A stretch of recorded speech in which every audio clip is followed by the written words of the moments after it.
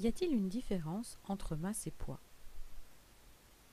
La masse d'un objet dépend de la quantité de matière contenue dans cet objet, c'est-à-dire des particules qui constituent cet objet, des atomes ou des molécules. Ainsi, la masse sera la même, quel que soit l'endroit où se trouve l'objet dans l'univers.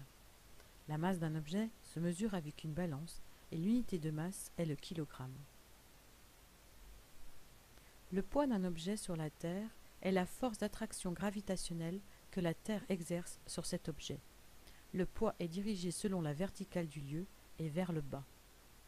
Le poids se note P et se mesure avec un dynamomètre et s'exprime en newton.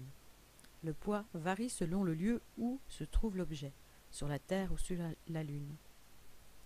Ainsi, poids et masse sont des grandeurs différentes. Quelle relation existe-t-il entre le poids et la masse? Le graphique du poids en fonction de la masse montre une droite passant par l'origine.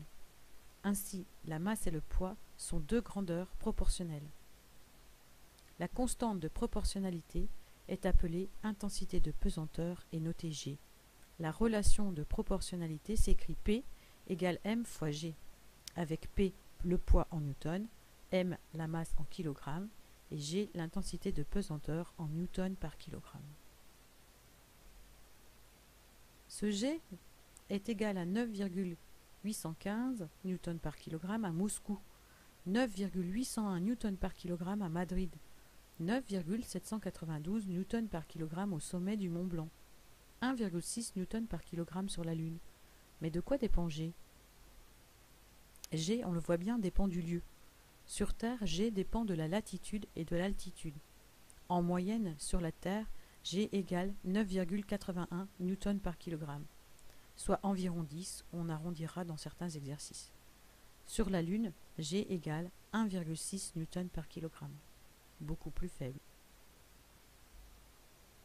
Apesanteur ou impesanteur? Lorsqu'un objet est loin de tout astre, il n'est soumis à aucune attraction et son poids est nul. Il est en apesanteur. L'impesanteur est l'état dans lequel se trouvent par exemple les spationautes dans la station orbitale. Ceux-ci ne sont pas assez éloignés de la Terre pour que l'attraction soit négligeable, mais ils ont une sensation d'absence de pesanteur, d'où le mot impesanteur.